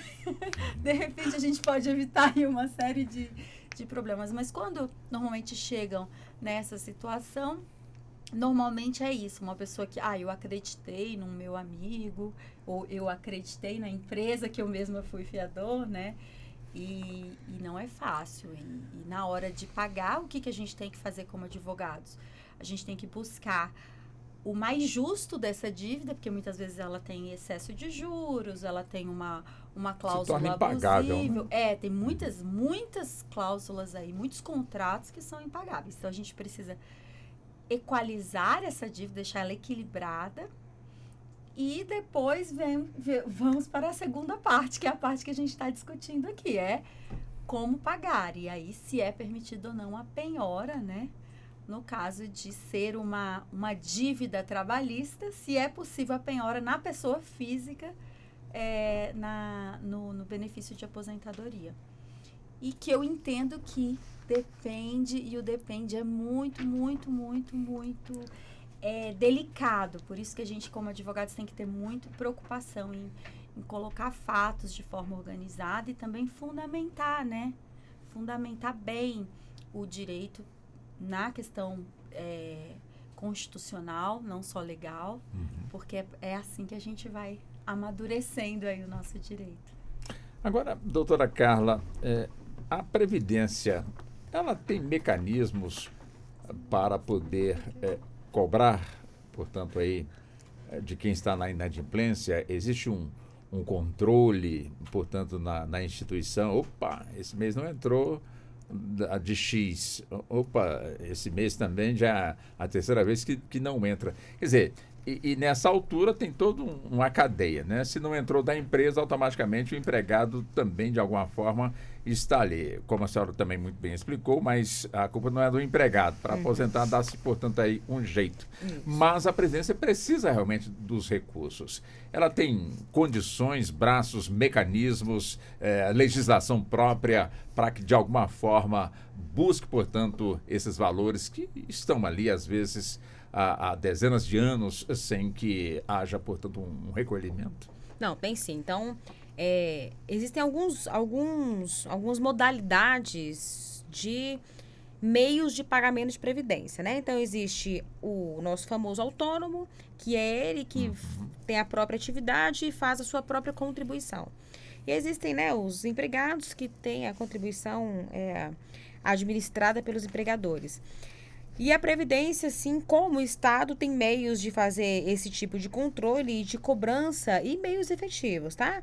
Um exemplo bem pedagógico, bem claro para a gente deixar para todo mundo entender como é feita, por exemplo, essa cobrança, eu trago o empregado doméstico. Então, no geral, o empregado doméstico, ele entra pelo e-social no CPF do seu empregador. Então, Carla contrata uma empregada doméstica por meio do gov.br, que é como se fosse o nosso CPF no governo, né? Eu faço a admissão desse meu empregado doméstico e ali dentro eu faço a emissão de todas as guias tributárias, porque a Previdência é um tributo que eu preciso fazer o pagamento, né? Então, quando eu contrato um empregado doméstico, ele vai dentro já do e-social vinculado ao meu CPF. E aí, mês a mês, eu faço o lançamento desse meu empregado e já faço a impressão das guias que vão ser pagas de todos os tributos envolvidos naquele vínculo trabalhista. Se eu deixar de fazer um pagamento dentro desse vínculo ativo de trabalho, quando eu vou, por exemplo, fazer o meu imposto sobre a renda, eu tenho lá um quesinho a resolver. Então, chega para mim, porque a gente chama de cair na malha, chega para mim, por exemplo, esse meu indicador de que eu tenho uma dívida com a Receita. E aí eu posso olhar lá, por exemplo, olha, determinado mês eu não fiz o pagamento do tributo de um empregado meu. E se eu não fizer aquele pagamento, eu vou estar em dívida com o Estado. E é o meio que ele tem, é um dos meios que ele tem de cobrança, tá? Esse empregador doméstico, por exemplo, que deixou de fazer esse pagamento, ele não vai receber, caso ele tenha, o seu imposto sobre a renda. Então, esse é um bom mecanismo de cobrança. Por quê? Porque dentro do próprio gov.br, que é o site que nós brasileiros temos cadastro, seja ele bronze, prata, ouro, né? Depende de cada uso que você faz. Ele tem todas essas informações de todos os meus empregados, por exemplo. E é um meio eficiente, sim, de cobrança, tá? Eu atendi um cliente um dia desses com exatamente esse problema. E a gente vai no ECAC, que é dentro da própria Receita Federal, faz a pesquisa e vê lá, olha, sua dívida é tributária em relação à contribuição previdenciária de um empregado doméstico que você tem vinculado ao seu CPF e que no mês X você esqueceu de fazer esse pagamento. Então, é um meio de cobrança. Então, o Estado tem, sim, os meios, né, de fazer esse tipo de cobrança. E quando eu falo de grandes empresas, de grandes empregadores, também tem os meios de contraprestação, por exemplo, de meios contábeis, né? Dentro da própria Receita também. Então, inclusive, grandes empresas podem ter grandes dívidas previdenciárias. E o governo, inclusive, faz grandes projetos e planos para que elas sanem essas dívidas, porque, como a doutora Manuela falou, o Estado também tem interesse em que as empresas não cheguem à fase da falência. Então, o Estado tem meios de cobrar, ele faz essas cobranças. E eu, como advogada previdenciarista, enxergo o maior abismo da cobrança realmente do contribuinte individual, porque ele não é vinculado a nenhuma pessoa física nem jurídica. Ele faz o seu próprio pagamento. Então, aí, realmente, o Estado tem um pouco de dificuldade de chegar até ele, tá? Mas essa possibilidade também não é nula, porque o Estado pode, por exemplo, pedir uma quebra de sigilo bancário, perceber que naquela conta há grandes entradas e onde é que estão os tributos em relação a essas entradas, a essa renda e de qual atividade. Também é um meio, tá? Então, o Estado tem alguns meios, sim, de fazer essa cobrança da contribuição previdenciária. Agora, no caso, o contribuinte individual, quer dizer, ele está ali no sistema, está pagando, de repente para de pagar. Ele pode ser cobrado ou ele fica à vontade, já que ele é individual, não tem um compromisso assim de ter os seus bens de alguma forma comprometidos? Como é que fica? Ele fica tipo meio que solto, diferente de quem realmente tem a obrigação de contribuir? É bem diferente com quem tem algum vínculo. Porque aí, quando eu tenho um contribuinte individual e que ele para de fazer determinada contribuição previdenciária, pode ser simplesmente porque ele não está mais com aquela atividade e oferindo renda, né? Então, se esse for o caso, ele realmente não vai pagar a previdência. Agora, é uma via de mão dupla. Por quê? Quando esse meu contribuinte individual para de fazer sua contribuição previdenciária, se for por falta de atividade e renda, tá certo. Se não, ele também não vai ter contraprestação futura do tempo de contribuição. Está perdendo. Sim, ele não vai ter, né, o tempo de contribuição e a carência, que é algo mais específico de dentro da contribuição previdenciária. Então, ele também não vai ter esse retorno do estado futuro, que é a contagem para o seu tempo de aposentadoria. Apesar de o Brasil ter tomado um rumo um pouco preocupante na minha visão, que é: não vou aposentar nunca, então não vou contribuir. Hoje eu vou investir meu dinheiro, né? O brasileiro médio está muito preocupado hoje em dia com investimentos, sejam eles de curto prazo, longo prazo, né? E esquece que a contribuição previdenciária, na verdade, ela até é de cunho obrigatório. Ela tem previsão constitucional, né? Está lá no artigo 201 da Constituição, quando eu digo que se a atividade, a renda, a contribuição previdenciária é obrigatória, ela não é uma opção sua. Ainda que você ache que você não terá nunca tempo para aposentar, que isso é balela, porque claro que todo país tem sua regra previdenciária, ela não tem um cunho facultativo. Existe contribuinte facultativo, Walter, que é aquele que não tem atividade e não tem renda e ele decide contribuir para a Previdência. Então existe esse cara. E o que? A Previdência vai proteger ele dos riscos sociais, tá? Então vamos supor, você tem um filho de 20 anos e que ele ainda não trabalha, mas ele já quer começar o tempo de contribuição dele. Então, nós podemos vincular ele à Previdência e fazer o pagamento dele como facultativo. Para esse cara que não tem atividade nem renda, a contribuição é facultativa. Para quem tem atividade com renda, é obrigatória. Eu tenho um minutinho, doutor, doutor Vinícius, claro, né? Ainda vamos ter mais uma hora ainda pela frente, só para fechar aqui, portanto, aqui esse nosso bloco. Quer dizer, o empregado que percebe que a empresa, de alguma forma, não está, de certa forma, efetuando o repasse do seu desconto previdenciário. Quer dizer, ela constatou, o que ela faz? Vai na empresa, por que vocês não estão depositando? Mas, às vezes, o medo de perder o emprego por estar intrometendo, vamos colocar, não foi chamado, de repente tem esse medo e pode, portanto, aí perder o emprego. Mas ele tem esse direito de cobrar? Como é uma contribuição obrigatória, seja da parte do empregado quanto do empregador, esse recolhimento ele sempre deve ser exigido. É claro que muitas das vezes o empregado tem essa dificuldade, esse medo de entrar em contato direto com o empregador,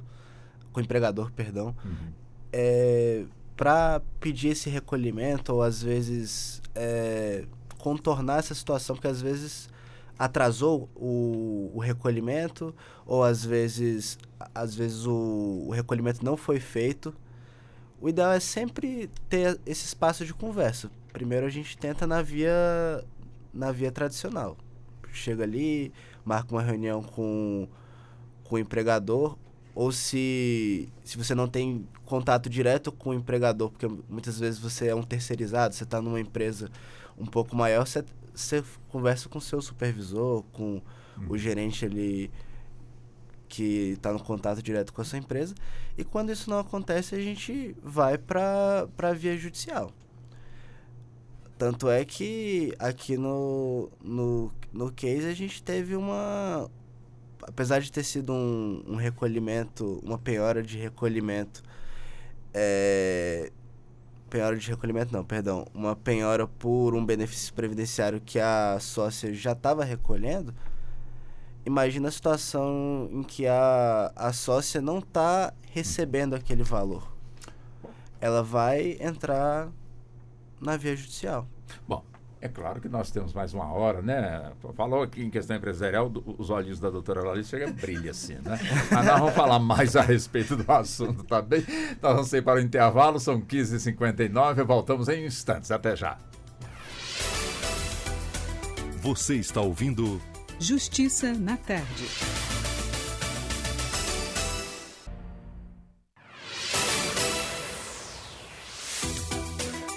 Voltamos a apresentar Justiça na Tarde. Justiça na Tarde Debate.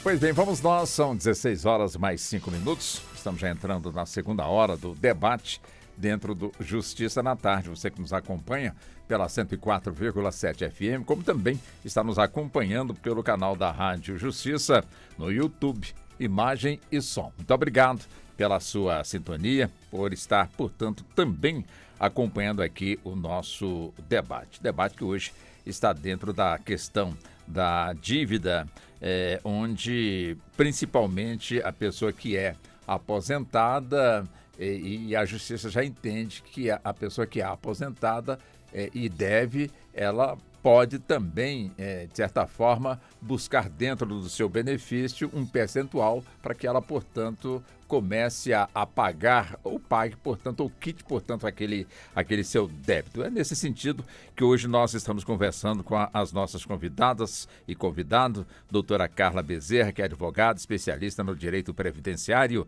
doutor Vinícius Belos de Araújo, que é advogado especializado no direito trabalhista, doutora Manuela Delgado de Almeida, que é advogada também especialista no direito previdenciário, e a doutora Larissa Muniz, ela que integra a Comissão de Direito Sistêmico na Ordem dos Advogados do Brasil, a seccional aqui da nossa capital federal. Ela que também é especialista, portanto, no direito previdenciário. Quer dizer, retomando, portanto, aqui essa questão, né, da pessoa que, de alguma forma, ela tem, portanto, só a sua condição de aposentada tem os seus benefícios, mas também tem aí a sua aposentadoria complementar. Quer dizer, de qual aposentadoria, quando o assunto chega na justiça, já que existe uma dívida que precisa ser paga e ela só tem a sua fonte de renda, portanto, ali, ou a previdência, a sua aposentadoria vem o seu benefício, ou então a previdência complementar, né? Que é aquela previdência onde as pessoas fazem e seguem, portanto, aí as suas regras. De qual previdência a justiça determina, portanto, no caso aqui, esse desconto determinado, doutora? Busca das duas previdências ou escolhe uma? E existem critérios para isso? Na verdade, Walter, a previdência, normalmente se escolhe a previdência normal, né?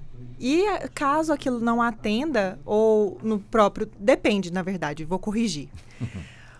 O credor, ele pode apresentar, ele apresenta a dívida, certo, e ele pede a busca Mas o credor tem que buscar. Ele pode solicitar via judicial a busca e aí apresenta-se... Mas ele tem que fazer um trabalho de investigação para saber se... Na verdade, o advogado que solicita ao judiciário, o judiciário faz a busca. E aí, diante aquelas informações, que vai ser definido como que vai ser pago. Em contrapartida, o devedor, ele reconhecendo a dívida, porque às vezes acontece do devedor não reconhecer a dívida e ficar prorrogando o processo. Se de imediato, vamos supor que é uma ação que vai ser mais tranquila, há o credor e há de fato o devedor e ele reconhece essa dívida. Dependendo do próprio devedor, ele pode apresentar o benefício, tanto o tradicional quanto o complementar, e no caso ele vai apresentar as dívidas dele, e aí vai se adequar o pagamento da melhor maneira, o percentual, para a realidade dele, do caso concreto, né? Não existe uma regra específica, tem que se descontar do benefício primário, não, do complementar. Vai ser analisado o caso dele, não tem uma especificação, pelo menos eu não conheço, até peço a ajuda aqui dos colegas, mas eu não vislumbro uma especificação que tem que ser do complemento, não, tem que ser do originário, não. Depende do que for apresentado, como vai ser apresentado aquilo no processo. E aí vai depender do desenrolar também. O devedor, ele vai reconhecer, ele reconhece a dívida, ele mesmo apresenta, ele vai demonstrar a situação dele, e o juiz que vai, no final das contas, que vai definir. Pode descontar uma porcentagem do primário. Não, desconta, inclusive vislumbro possibilidade de ser descontado X% de uma, X% de outra, dependendo. Vamos supor que ele já tem outros consignados, outros empréstimos, enfim, vai depender da situação do devedor mesmo. Não existe uma regra definida que tem que ser de tal fundo, não. Vai depender do caso concreto. Doutora Manuela. Até porque a gente está com uma novidade interpretativa, né? Vamos lembrar, né, que antes a gente entendia que tudo isso era verba alimentar e tudo isso era impenhorável. O que nós temos agora são novas decisões e nessas decisões estão se definindo percentuais para se penhorar benefícios de aposentadorias do INSS, que é do regime geral, mas a gente viu aí uma notícia, né, até para trazer informação aqui, que houve sim também penhora de a complementar. Vou fazer um breve resumo, né, que nós temos no nosso sistema previdenciário. A gente tem um regime geral de previdência, que é o quê? Todo mundo que trabalha com carteira assinada, todo mundo que trabalha como autônomo, ou até quem não trabalha e quiser contribuir, está dentro desse regime geral de previdência. E aí a gente tem o regime próprio, que é dos funcionários públicos, né? Que a gente tem aí um montão, cada município pode ter o seu, os estados, a União, então são N regimes próprios. E a complementar, ela vem para você faz uma complementação para você ter um valor a mais do limite aí do INSS, porque o INSS tem um teto. E historicamente, né, ela começou, a Previdência Complementar, ela começou pela Previ do Banco do Brasil, dos funcionários do Banco do Brasil, porque o Banco do Brasil, ele tinha um acordo de garantia de manter a mesma remuneração aos funcionários que se aposentassem. Então, quando o banco passou a vender as suas ações, eles criaram um regime de previdência complementar, e aí eu digo que os estatutos da Previ, eles foram evoluindo e a lei foi evoluindo a partir deles, foi uma coisa contrária, né? Então, a previdência complementar é isso. Então, é claro que quando você vai pensar em penhora, você vai falar, se eu tenho uma verba complementar, é claro que eu estou ganhando um pouco mais do que uma pessoa que só tem uma aposentadoria do regime geral. Então, quando a gente vai fazer a interpretação de essa verba alimentar pode ou não ser penhorada, eu entendo que um juiz, quando ele tem essa visão que a gente colocou aqui, ele vai falar, olha, se a pessoa tem 2 aposentadorias, eu posso dar uma mordidinha maior, né? Seria mais ou menos assim. Acho que é isso, assim, a visão geral. Doutora Carla, quer dizer, suponhamos, evidentemente, que, no caso, a pessoa que trabalha, eu gosto de colocar dessa forma, de carteira assinada, fica mais compreensível, portanto, e para os nossos ouvintes, ótimo. Com certeza ela estaria exercendo a sua função e trabalha porque quer. Claro, porque quer, porque também tem a necessidade, né, de poder trabalhar, mas ela quer realmente trabalhar. Ao passo que outras também, de alguma forma, ganhou na Mega Sena um valor sozinho de 150, 500 milhões de reais, então presume-se que não precisa trabalhar, né? Vamos presumir dessa forma. E muito menos também, de certa forma, também contribuir com a Previdência. Ou seja, neste caso, a pessoa não tem nenhuma aposentadoria, não tem algo nesse sentido, nem complementar e nem privada, mas está devendo. Mas com a fortuna dessa devendo, sim. Mas às vezes a pessoa tem todo o seu valor comprometido. E principalmente existem, portanto, ali bens que podem também serem levados, portanto, a leilão. Mas no caso dessa pessoa que só tem apenas a sua moradia, quer dizer, está devendo, de alguma forma, esse seu imóvel urbano, para diferenciar, portanto, do rural, ele pode, de certa forma, ser penhorado, leiloado e as dívidas, de certa forma, quitadas com quem essa pessoa está devendo? Pois é, aí a gente tem que entender primeiro como é o título desse imóvel para saber se pode se penhorar ou não.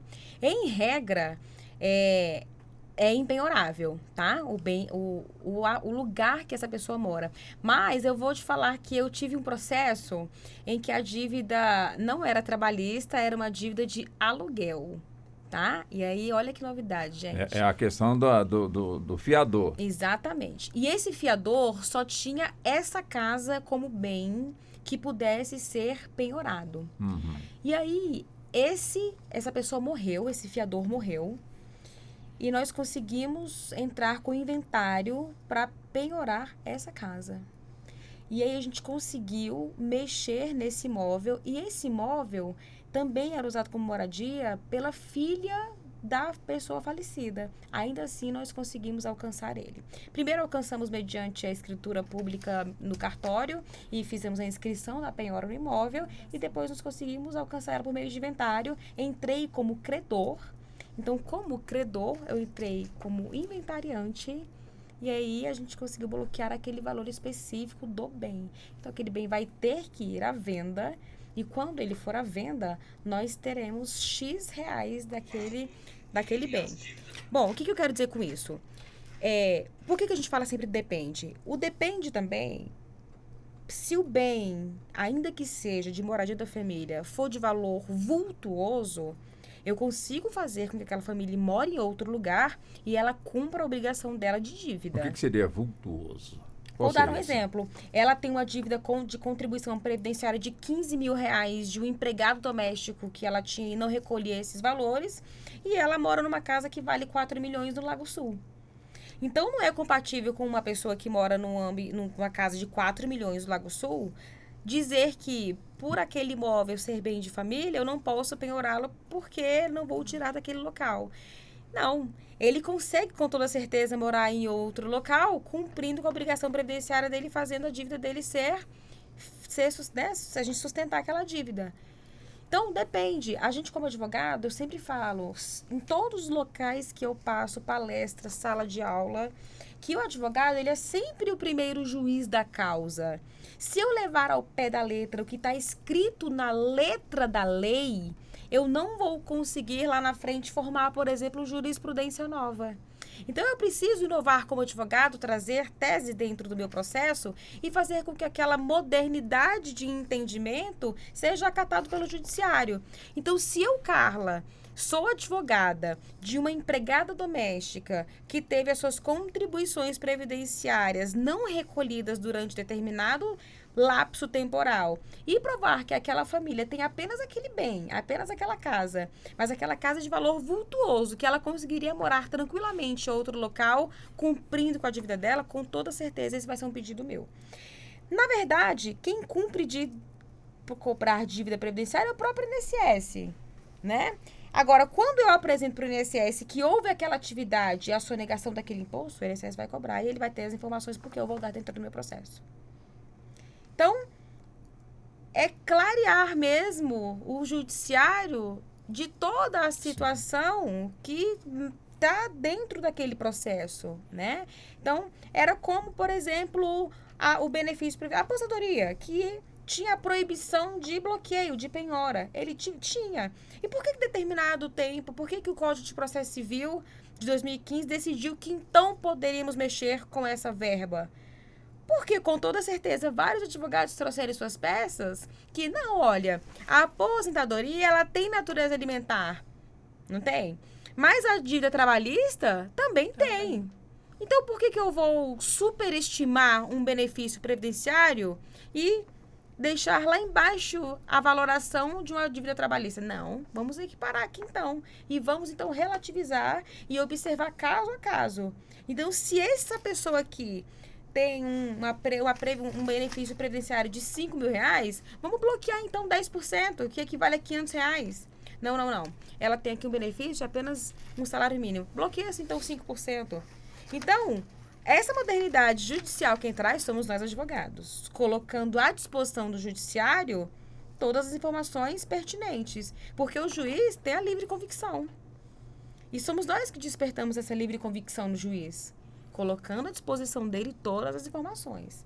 Então, dentro do processo previdenciário, nós colocamos, quando pegamos, por exemplo, um cliente nosso que tem, né, determinado lapso temporal sem contribuição, à disposição do próprio INSS, ele pode entrar como interessado, provando que, no processo trabalhista, quero que pague as minhas verbas trabalhistas e previdenciárias. Inclusive, quando a gente tem alguma ação trabalhista, a gente pede acerto previdenciário também. Então, o advogado consegue trabalhar numa pirâmide com vários prismas. E aí o INSS, tranquilamente, como interessado, pode ir lá cobrar essa dívida.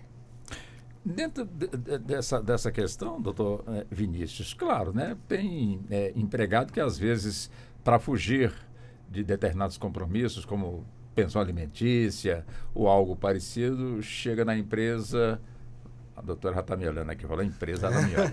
Mas olhando aqui para o senhor, né? A questão trabalhista. A pessoa pode chegar, olha, eu quero ser contratado, mas não quero que assinem a minha carteira para que eu, de certa forma, não dê pista para quem está me rastreando para poder buscar, portanto, aí descontos. Quer dizer, isso pode acontecer, isso é ilegal, é imoral. Qual é a avaliação do senhor? Walter, a gente tem que ter um cuidado muito grande, porque principalmente quando a gente visualiza questões de empregados domésticos, porque muitas das vezes eles chegam para serem contratados e não querem assinar a carteira, muitas vezes porque está recebendo algum benefício, está recebendo alguma verba ali em que, caso ele assinasse a carteira, ele perderia o benefício. Principalmente em casos de aviso prévio, casos em que, às vezes, ele está recolhendo o seguro-desemprego. E é necessário a gente sempre... Primeiro, que é uma obrigação. É uma obrigação sempre do empregador, no momento da contratação, principalmente em casos de empregado CLT, no caso, né? Que a gente tem lá propriamente a carteira de trabalho, há sempre a necessidade das anotações. Até para uma questão de controle, uma questão de prova e uma questão de prevenção daquele empregador para futuras reclamações trabalhistas. Porque muitas das vezes o empregador ele chega na situação de não assinar a carteira, por às vezes uma convenção ali com o empregado, e às vezes ele acaba demitindo aquele empregado futuramente e o empregado entra com uma reclamação trabalhista, buscando verbas rescisórias, e que muitas das vezes está ali junto também o recolhimento do INSS que não foi feito pelo empregador. Então acaba que o empregador ele se encontra numa sinuca de bico, né? Como eu gosto de falar. Então é uma obrigação, até ter uma previsão dessa assinatura na própria CLT. Agora, pensando, eu não me recordo exatamente o artigo, mas se as doutoras quiserem me auxiliar nesse sentido, mas é uma obrigação e o empregador ele sempre precisa ter essa questão preventiva, eu diria assim. Entendo. Bom, a senhora fica à vontade, doutora Larissa, caso queira trazer algo, enfim, complementar o que foi dito pelo doutor Vinícius, mas a pergunta que eu também deixo para a senhora, quer dizer, essa questão de dívida, claro que tanto deve a pessoa física como também deve aí a pessoa jurídica.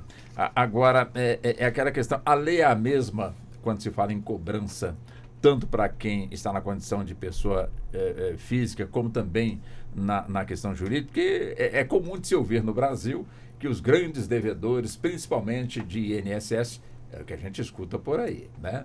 São as grandes empresas que, de alguma forma, estão na inadimplência, mas, evidentemente, conseguem, através de conhecer bem a lei, de certa forma, e empurrando, portanto, aí essa dívida um pouco mais para frente. Quer dizer, o significado de empurrar quer dizer que a pessoa está sendo, de certa forma, capaz de escapar dessa dívida, ela vai empurrando, mas um dia não tem mais como empurrar, vai ter que pagar. Como é que é isso? Na verdade, a lei para credores, tanto pessoa física quanto jurídica, é o Código Civil, né? Então, é o mesmo. Assim, a lei é a mesma, então. A lei é a mesma. Certo. O que acontece normalmente, quando a gente vai falar de empresa, olhar para a empresa, para você manter uma empresa hoje no Brasil, tanto a parte dos impostos sociais e os impostos mesmo, para você manter a empresa, o vulto é muito grande. Então, e principalmente assim, há um estudo que as empresas normalmente elas quebram nos primeiros 2 anos. Então, assim, justamente porque ela não consegue esse fôlego para se manter, pagando todos os impostos, todos os fornecedores. Então, o que acontece? Normalmente, as empresas pagam os fornecedores, pagam os seus empregados e ela deixa parte dos impostos. E quando ela deixa parte dos impostos, ali vai para uma dívida ativa. E esse empurrando, normalmente, eu já vi até, peguei agora recentemente um processo que o empresário, ele estava devendo milhões já para a Receita Federal, né? E não só de dívidas trabalhistas, mas vários impostos que ele sonegou para ele se manter. Era uma empresa já de muitos anos. E, inclusive, foi penhorado bem de família. A situação dele, assim, está periclitante já. E é um processo que já vem perdurando por mais de 10 anos. Então, a empresa já fechou, já praticamente... não há vestígios. Na conta dele como pessoa física, ele nem consegue movimentar mais. E todos os bens que ele tinha já foram todos penhorados, já estão todos presentes na ação, entende? Então, assim, é muito complicado. Então, esse empurrar, na verdade, quem está de fora, a gente sempre tem o jargão, né? A grama do vizinho é mais verde. Sim. Mas, na verdade, você está empurrando, você só está prolongando e aumentando a dívida. Porque quando a gente fala principalmente dívida de imposto, é uma dívida ativa, o negócio não prescreve, é uma loucura. A gente só vai aumentando. Só vai aumentando. Então, assim, o que acontece é que o governo, às vezes, ele tem esse olhar justamente para manter a empresa, porque quando você mantém a empresa, você está mantendo empregos, você movimenta a economia da cidade, do estado, enfim. Para ele é vantajoso que aquela empresa esteja ativa também. E, às vezes, ele faz programas de refinanciamento. Então, você vê, teve agora o Refis, que teve, isso. Então, é uma forma que encontra também de você tentar manter a empresa, de você refinanciar. Mas esse empurrar seria a lei, a aplicabilidade da lei é a mesma. O que acontece também, às vezes, falando de grandes empresas, que foi a sua pergunta inicial, às vezes os grandes empresários, ele vai ter condições de pagar bons advogados. E aí pode acontecer que pode se ganhar tempo no sentido de prolongar, mas eu nem sei se isso é tão vantajoso, porque ao mesmo tempo que você prolonga, você aumenta a dívida, porque vai juros sobre juros. Então, até que ponto vale a pena? Então, o advogado, ele também tem que ter esse olhar sensível. Às vezes, não seria mais interessante, às vezes, chamar a Fazenda Pública e tentar fazer um plano de pagamento, mostrar a situação da empresa. Então, ali a gente tem que analisar o caso a caso, mas a lei, basicamente, é igual para todo mundo, tanto pessoa física quanto jurídica. Interessante, né, doutora Manuela, que você fala muito para o consumidor inadimplente, que ele precisa ter, portanto, uma educação financeira. Caberia também nas empresas uma educação financeira? Eu acho que educação é a palavra que todos nós precisamos, né? Temos aí a doutora Larissa citou que uma empresa, ela demora 2 anos, normalmente, ela vem a falir, né? Porque ela não consegue se estruturar. A gente vê muitas empresas que começam e elas não têm nem a consciência de quais são as obrigações acessórias, que a gente fala, que é o quê? De prestar contas ao governo, né? Porque a gente tem 2 obrigações tributárias. Uma são as acessórias, que eu falar para o governo, muitos impostos eu mesmo vou falar, governo, ganhei tanto, devo tanto.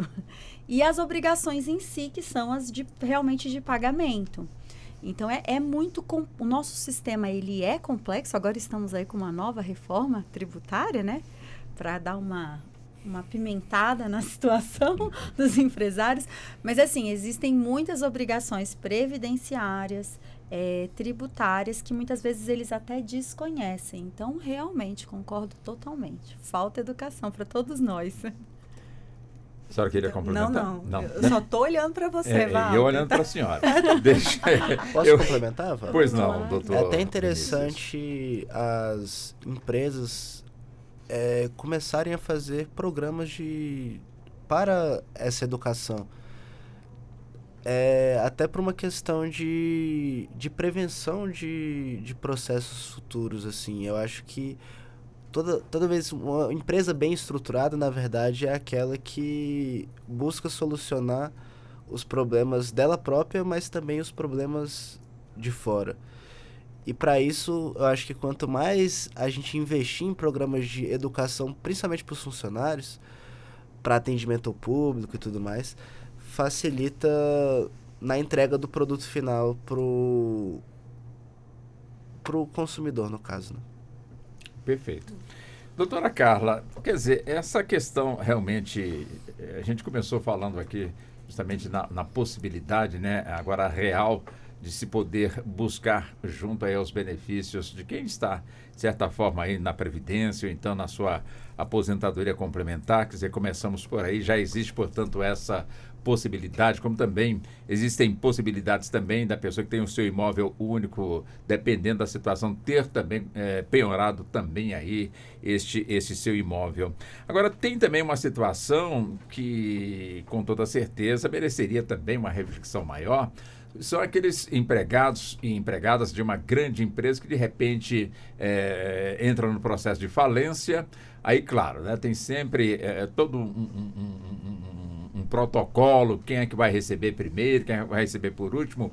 O fato é que tem gente que espera 10 anos, 15 anos, 20 anos, falece e não vê, portanto, o resultado aí dessa situação, a não ser, portanto, a parte herdeira. E a pessoa fica ali com seus compromissos na inadimplência, às vezes sem recursos também para pagar até mesmo os impostos, como o IPT e outras coisas mais. Não caberia nessa situação, a quem o empregado está nessa situação, de alguma forma, não digo ter realmente um perdão, mas pelo menos enfim, um olhar diferente. Claro que muita gente pode estar pensando, caça outro emprego para poder continuar honrando, portanto, com os seus compromissos. Mas e aí? Ou seja, paga quando puder, não se preocupe, podem passar 10 anos, 20 anos, 30 anos. Quer dizer, isso não é muito doloroso para quem, de alguma forma, praticamente dedicou ali a sua vida e, de repente, ver tudo vazar como se nada tivesse adiantado? Bom, quando uma empresa entra, né, em recuperação ou ela chega na fase da falência, muitas pessoas perdem, né? Não só a empresa se perde, como seus empregados também. Também por isso o Brasil tem uma preocupação, inclusive a maior preocupação é tributária, porque as grandes empresas, geralmente, programas elas versam pela área tributária ou trabalhista, e o governo consegue, em algumas vezes, entrar nessa empresa e fazer um processo maior para que a gente consiga, entre aspas, revitalizar esse grupo, né? E aí ganha não só empresa, ganha empregado, ganha sociedade. Porque se a gente realmente pensar numa empresa que a gente abriu falência dela e ela não conseguiu sobreviver ao mercado, e ela não tem bens a penhorar, e ela não tem bens de onde retirar para fazer os pagamentos para os seus credores, principalmente para os seus trabalhadores em relação aos seus direitos trabalhistas que têm direito de preferência, fica-se com a mão amarrada mesmo. E aí essas pessoas se veem na fase do desespero. Porque realmente, muitas pessoas dedicam muitos anos àquela empresa e não sabem nem como entrar no mercado de trabalho novamente, em outra atividade, ou até mesmo em outra empresa de ramo parecido, né? E aí, quando a gente pensa nas dívidas dessa pessoa, nas dívidas do trabalhador, ele realmente precisa ter algum tipo de ajuda de quem? Porque, por exemplo, dívida de IPTU, como você citou, entra para dívida ativa. E se houver um problema de cobrança, entra-se talvez num programa de refinanciamento, que existem muitos mesmo aqui, né, no Brasil. A gente conta muito com esses programas. Mas, em relação a específico, né, pensando no problema trabalhista, no problema previdenciário, a gente sempre tende a chamar, quando nós somos advogados dessas pessoas, como credores preferenciais, para que qualquer tipo de subsídio que tenha aquela empresa, seja inclusive de penhora dos bens dela, porque geralmente grandes empresas têm muitos bens, né? Até maquinários. Então, a gente pede sempre esses valores para entrar como credor preferencial e eles verem algum tipo de crédito ser satisfeito. Lembrando que, ainda que essas pessoas, né, estejam nessas empresas e elas não tenham determinados tipos de direitos trabalhistas satisfeitos, na área previdenciária, a gente cumpre em provar aquela atividade para que ele não saia no prejuízo, tá? Demanda prova, sabe, Walter? Demanda, inclusive, um campo probatório bem complexo, né? Porque existem empresas, eu tenho clientes de empresas que não têm nem banco de dados. E vou falar para você, às vezes não tem banco de dados para que eles não tenham nem que prestar contas. Existem esses casos. Porque o banco de dados é uma prova contra ele próprio, contra a empresa própria, né? Então, às vezes a gente não tem banco de dados para fazer nenhum tipo de prova junto à Se empresa. fizer um rastreio, não vai chegar lá. Mas então a gente junta a prova mediante atividade, todo tipo de prova possível, para sanar o problema previdenciário e trazer a satisfação do crédito trabalhista por meio dessas preferências dentro do próprio processo de falência. Doutor Vinícius, será que nós vamos chegar num amadurecimento, já que quando se busca aí um emprego, se exige, portanto, da parte que está ali pretendendo aquela vaga, uma série de documentos, o que é normal, está dentro da lei, o que é extremamente legal. Mas o outro lado, quer dizer, não se sabe se é possível fazer. Ou seja, estou entrando numa empresa que ela conhece toda a minha vida, mas eu posso conhecer também a vida dessa empresa que eu estou chegando? Eu acho que o interessante é a gente estar sempre, antes de buscar aquela vaga, a gente busca conhecer o nosso ambiente de trabalho. Pelo menos eu sempre tive esse cuidado.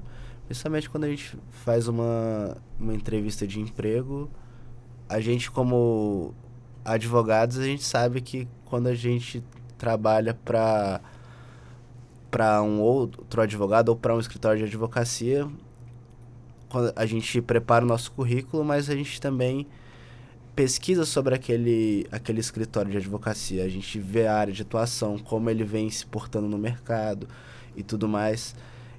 Então a gente sempre precisa ter esse cuidado. Do contrário, você pode ser surpreendido por... Como é que eu posso dizer? Surpresas desagradáveis, né? Diríamos assim. Então, há sempre essa necessidade de prevenção, né? Diríamos assim. Perfeito. Doutora Larissa, claro, né? Nós temos empresas e temos empresas. Temos empresas que, de repente, tem ali um número X de funcionários e essa empresa termina, portanto, sucumbindo, né? Entrando, portanto, em a falência.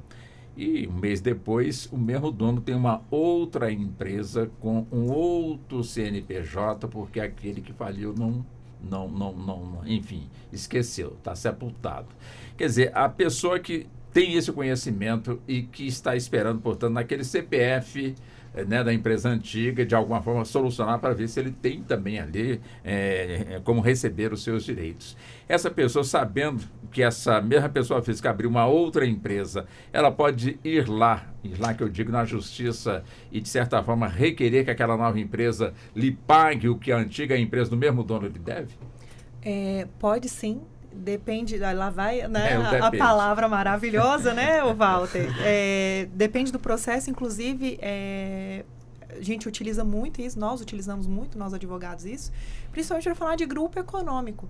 Então, a empresa não pagou, a empresa X não pagou, ou está em recuperação judicial, está com algum problema de dívida, mas o único sócio ou um grupo de sócios possui outras empresas, quando a gente demonstra para o juiz que existe uma correlação, né, que se trata dos mesmos sócios, dependendo, a gente consegue sim alcançar os outros bens.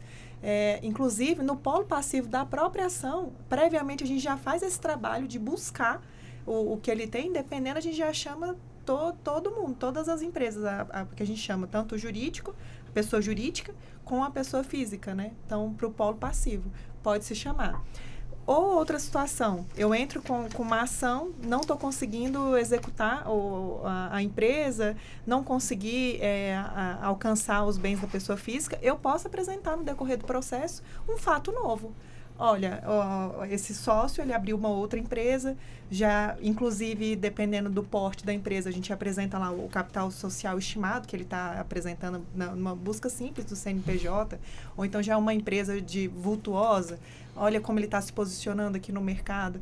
Todas essas informações, nós, como advogados, nós trazemos no processo. E pode, sim, alcançar os bens tanto da outra empresa, tanto do grupo econômico, tanto do sócio.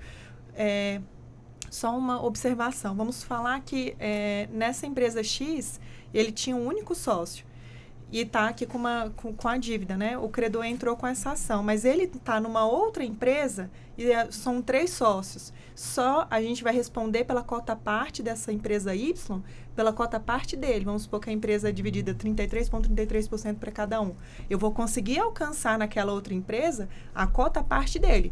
Ele é sócio unitário, então 100%. Eu consigo atingir ali 100% dos bens. Não, é um grupo econômico. Qual a porcentagem dele? Então, tudo a gente tem que apresentar para entender a situação, mas que há possibilidade, sim, há possibilidade de alcançar. Agora é uma matemática que não é fácil, né, doutora Manuela, de finalizar e realmente, portanto, aí também buscar. Evidentemente que não estamos aqui demonizando nenhuma empresa, nenhum empresário. Pelo contrário, estamos aqui levando o esclarecimento, até porque a maioria das empresas aqui no nosso país trabalham dentro, portanto, de um conceito chamado legal, sempre no sentido de buscar o crescimento, sempre no sentido social também de abrir novas vagas, novos empregos. Eu tenho certeza que a maioria das empresas agem, portanto, dessa forma. É evidente que deparamos com empresas que enfrentam, portanto, dificuldades e que pretendem permanecer, portanto, no mercado e acaba, portanto, encontrando,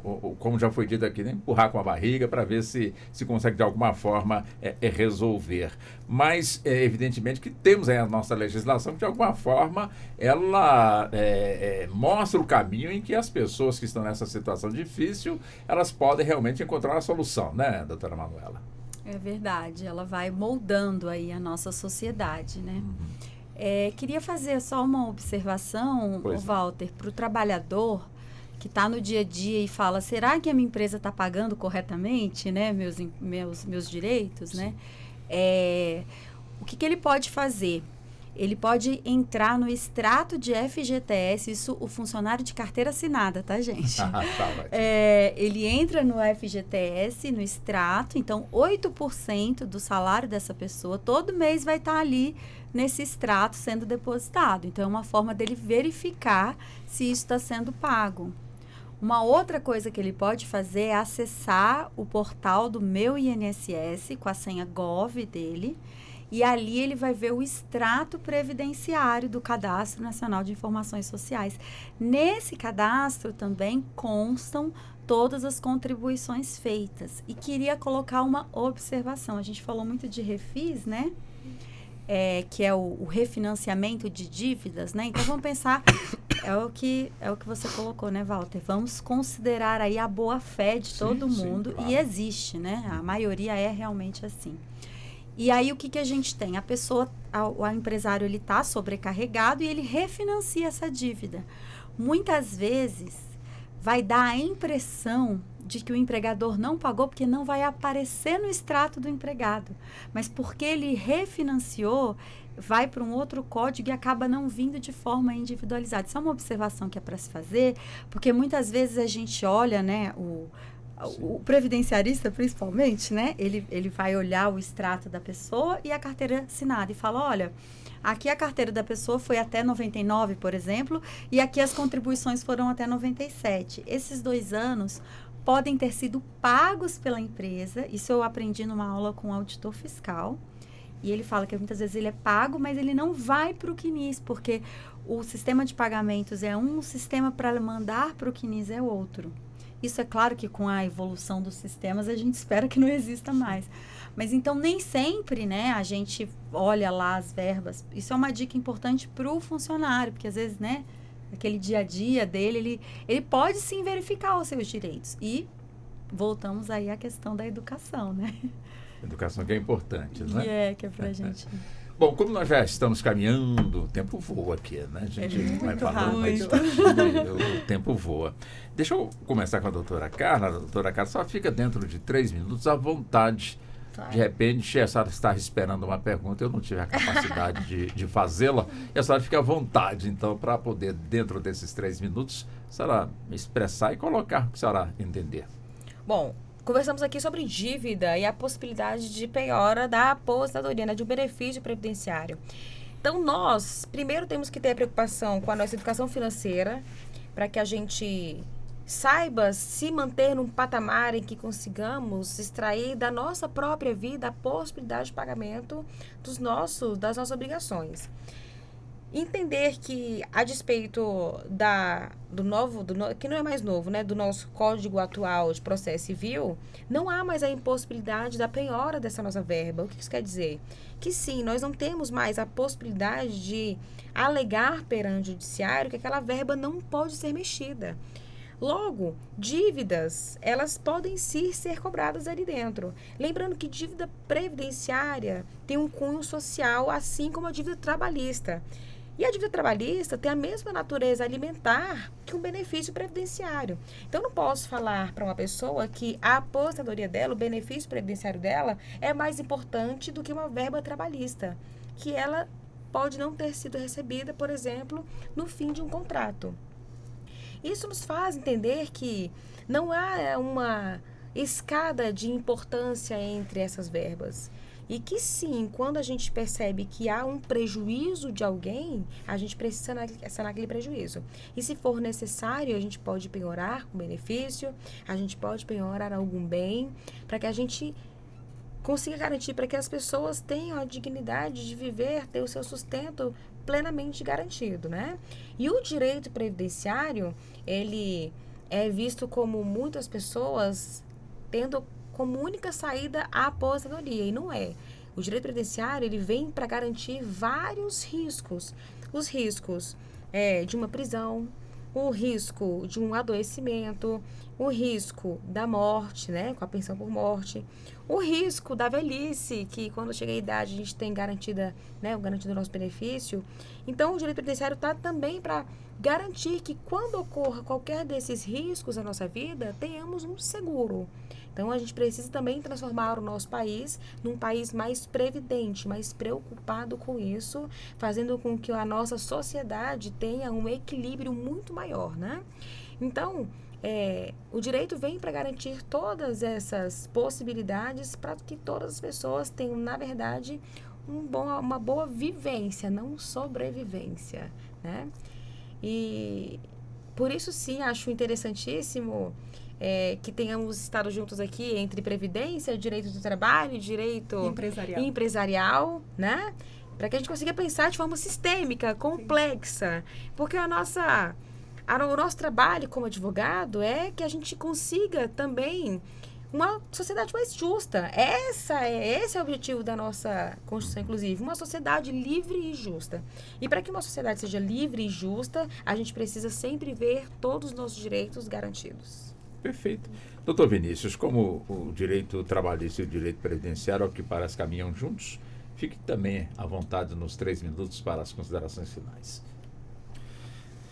Walter, primeiro eu gostaria de agradecer a oportunidade de estarmos aqui nesse ambiente tão caloroso, em que a gente pôde ter tido uma discussão num nível de complexidade, mas também de forma a facilitar o acesso ao público. Como a doutora bem falou, doutora Carla, o direito, ele sempre é uma construção. Ele é uma construção da busca daquilo que é mais justo para os nossos clientes. Muitas vezes a pretensão daquele cliente não vai ser algo...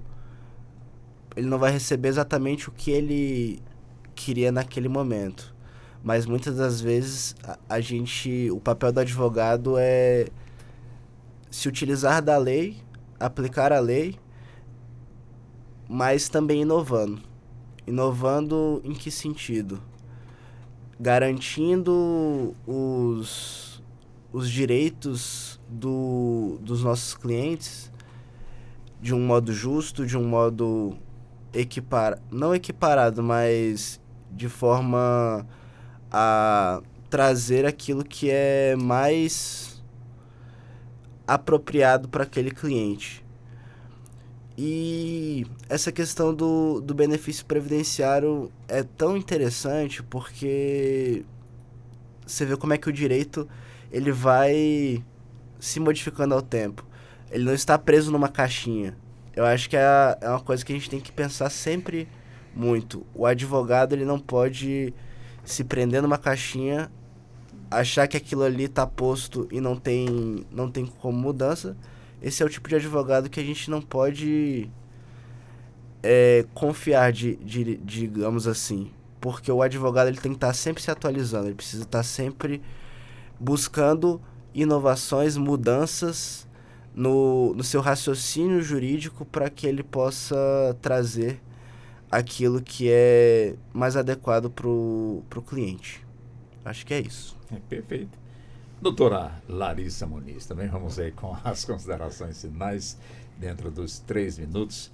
E a senhora fique à vontade, já que o capital precisa do trabalho, e o trabalho também precisa do capital, ou seja, patrão, empregado, empregado, patrão, quer dizer, tem que caminhar, portanto, no mesmo rumo, porque vamos colocar assim, a lei da sobrevivência, não é, doutora Larissa?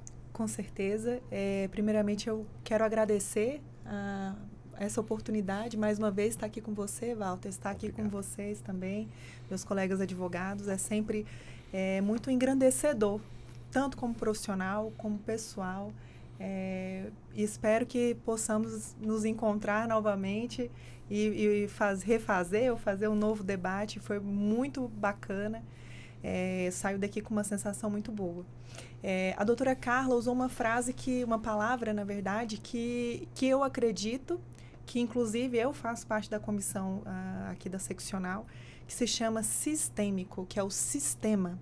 Então, eu acredito que estamos todos interligados. E o que eu sempre prezo com os meus clientes é que a forma dele reconhecer o funcionário dele é ele pagando os direitos sociais, INSS, FGTS, é uma garantia.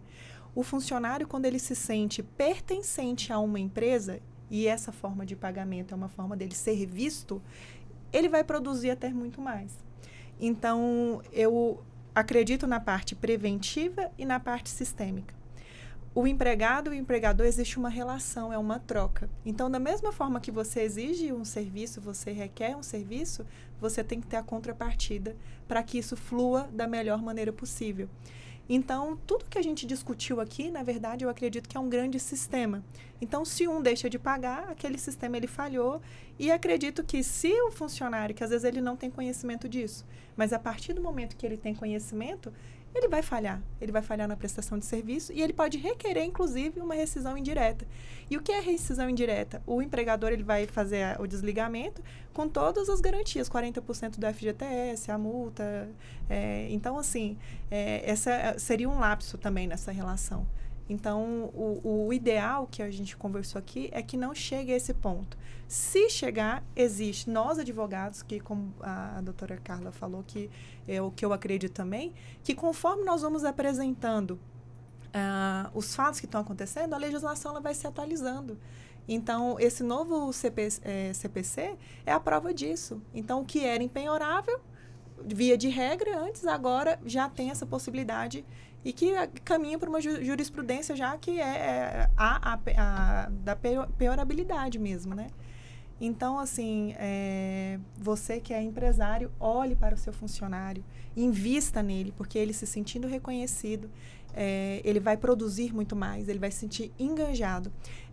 O doutor Vinícius falou sobre você conhecer a empresa antes.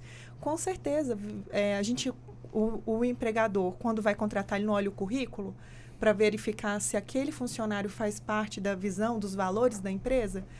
O empregado também tem que olhar como que está o posicionamento daquela empresa no mercado, porque ele também vincula a imagem dele. Hoje a gente tem uma plataforma que é como se fosse um Facebook, eu vou reduzir, que é o LinkedIn. Ele vai vincular a imagem dele àquela empresa. Se aquela empresa tiver uma situação, por exemplo, de racismo, de discriminação, uma situação que vincule negativamente aquela empresa, ele também vai vincular a imagem dele. Sim. Então, ele vai querer? Não. Então, aquela empresa já não faz parte do rol do que ele quer trabalhar. Enfim, agradeço mais uma vez. Foi muito maravilhoso e espero nos encontrarmos numa próxima. Com toda certeza. Doutora Manuela Delgado de Almeida, também fique à vontade, doutora Manuela, nos 3 minutos. Muito obrigada, Walter. Foi a minha primeira experiência aqui. Nota 10. Obrigada. Achei muito legal. Obrigada, doutora Larissa, por ter lembrado de mim, pelo convite. Doutora Carla, já somos amicíssimas, já temos aí relações muito prazer, viu, doutor? Prazer. E foi muito interessante, realmente, essa reflexão, ver os lados, assim, de cada um, né? Queria só deixar, falou que se tivesse uma outra pergunta que não tinha respondido, eu queria deixar só um conhecimento aí para os ouvintes, ótimo, né? Sim. Porque a doutora Carla expressou, até pontuou muito a questão da contribuição, falou daquele autônomo, né, que faz a contribuição sozinho. E aí, o que acontece? Muitas vezes, quando a gente faz os cálculos, é vantajoso, inclusive, no ponto de vista do investimento, fazer a contribuição para o INSS. Isso sem considerar que você vai estar ali contribuindo e se privando de um risco de uma incapacidade ou dando aos seus descendentes aí uma pensão por morte. Mas fazendo o cálculo financeiro, muitas vezes vale a pena. É preciso usar as normas, né, de forma estratégica, por isso que existe o planejamento previdenciário, mas muitas vezes você pode, usando as normas, fazendo de forma estratégica, se manter coberto aí pela Previdência, né? Gastando o mínimo possível dentro da realidade de cada um. E depois, com o que sobrar, fazer os investimentos, porque realmente está muito na moda. Eu falo que o pessoal abaixo de 30 anos falam, não, vou fazer dos meus investimentos. Tem R$100, já fala disso, né? Então, eu falo que é um pensamento de uma nova geração, não a nossa, né? Então, eu queria deixar esse ponto para que as pessoas, dentro desse sistema aí, pensassem um pouco no planejamento. E muito obrigada novamente. Interessante, né, doutora Larissa? Sempre me foi dito, e hoje eu estou quebrando, portanto, o que me foi dito, de que a pessoa, quando não gosta de matemática, vai ser advogado. E no caso aqui, a doutora adora matemática, porque tanto que foi engenheira, e buscou, portanto, aí o campo do direito. Então, essa colocação não cola, né? Ou seja, se não gosta de matemática, vai ser advogado. Acho que não pega, não é por aí não, né, doutora Larissa? Olha, você agora me botou numa saia justa, Walter. Ariano Suassuna fala disso. Ele fala que quando a pessoa era na infância, mexia na barriga de lagartixa, ia virar médico. Se gostava de número, ia virar engenheiro. E se não gostasse de nada, viraria advogado. Inclusive, eu adoro ele. Ariane é ótimo. Ele fala assim, eu adoro os malucos, porque eu me identifico muito com eles. Eu sou mais ou menos da mesma linha. Eu gostaria de só deixar um adendo, porque, inclusive, a doutora Manuela é uma exceção à regra, porque eu vou falar por mim, matemática nunca foi meu forte. Graças a Deus, a gente tem uma contabilidade maravilhosa no nosso escritório, porque se fosse depender de mim, me coloque para falar, amo oratório, sempre adoro ler e conversar. Por isso que eu escolhi o direito. Matemática, eu confesso que, nossa senhora, é complicado, não é meu forte. Ótimo. Doutora Larissa, foi um prazer tê-la aqui no programa. Muito obrigado pela gentileza. Doutora Manuela, da mesma forma também, muito obrigado. E seja muito bem-vinda, tá bem? Muito obrigada. Doutora Carla, também foi um prazer mais uma vez tê-la aqui no nosso programa. Walter, muito obrigado pela atenção. Doutor Vinícius também, muito obrigado pela gentileza também. Seja também muito bem-vinda, tá bem? E assim chegamos ao fim da edição de hoje do nosso debate dentro do Justiça na Tarde. Programa que teve a minha apresentação com a produção da Ana Cláudia Possati, trabalhos técnicos do Neto Silva e a coordenação de jornalismo de Marcela Luiza. Boa tarde, muito obrigado e até o nosso próximo encontro. Até lá. A Rádio Justiça apresentou Justiça na Tarde. Secretaria de Comunicação Social, Supremo Tribunal Federal.